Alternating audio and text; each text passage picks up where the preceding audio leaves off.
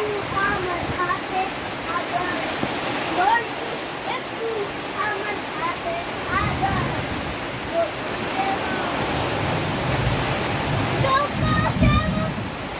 আমি যখন ওই সঙ্গে ওই দুটি আসতে পারে শোনো এদিকে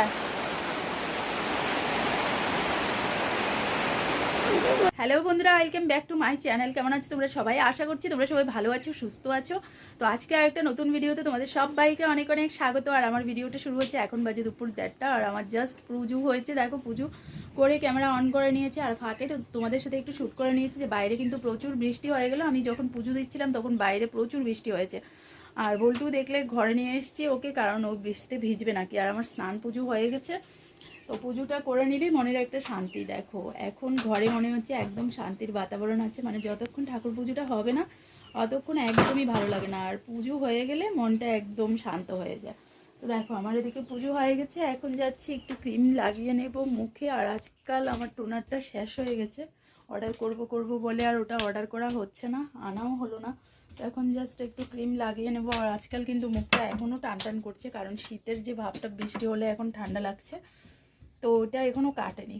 তো একটু টিম টিম দিয়ে দেখো ছেলে কি করেছে। পুরো বিছানা দেখো, আমি সকালবেলা সব কিছু গুছিয়ে গাছিয়ে রেখেছি, কিন্তু এই যে দেখো কীরকম দুষ্টামিটা করছে, সব আবার আগোছালো করে নিয়েছে।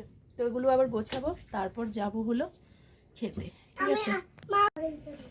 তো বন্ধুরা একটু ক্রিম লাগিয়ে নিয়েছি। আর দেখো খালি গলায় একদম ভালো লাগছে না, তাই না? কানের পরে নিই, গলায় পরে নিই, সব খুলে নিয়েছি।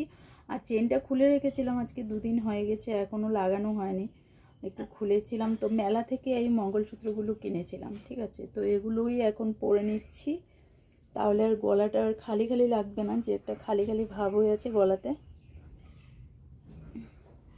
তো চলো দেখো এখন গলাটা কেমন লাগছে। আর কিছু যখন থাকে না গলাতে তখন কতটা বিশ্রী লাগে এই গলা, মানে কী বলো তো, পড়তে পড়তে একটা অভ্যেস হয়ে গেছে, তো আমার নিজের চোখেই ভালো লাগে না। তো চলো এখন যাচ্ছি খেতে। আর এই যে রুমটা গোছাবো পরে, কিচেন থেকে এসে তারপর, কারণ এটাকে খাইয়ে আগে ঘুম পাড়িয়ে দিতে হবে। না না তো হ্যালো বন্ধুরা, আবার চলে এসেছি, ক্যামেরা অন করে নিয়েছি।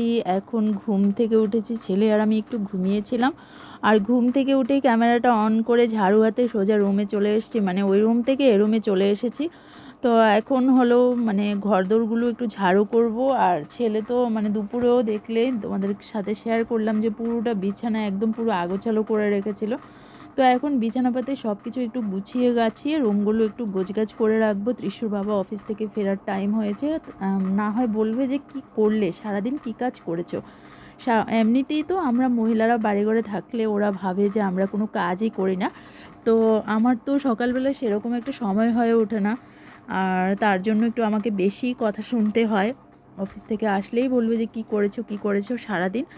তো তার জন্য রুমগুলো একটু গুছিয়ে গাছিয়ে পরিষ্কার করে রাখতে হবে, কোনো কাজ বাকি রাখা যাবে না। তো ঘুম থেকে উঠে আমি ফটাফট এইভাবে করেই লেগে পড়ি, ও আসার আগে যাতে আমি মোটামুটি সব কিছু গুছিয়ে নিতে পারি। কিন্তু আমার ছেলেটা কি বলো তো, ছেলেটা মাঝে মধ্যে রুমটাকে এত বিচ্ছিরি করে রেখে দেবে। তো এই ঘর হলে মানে বলবো না, কিচেনে গিয়ে ও কিচেনের জিনিসপত্র নিয়ে পর্যন্ত মানে এরকম করবে আর কি। তো আমার কিচেনটাও পুরো আগোছালো করে দেয় এই ছেলে। তো কী আর করা যাবে।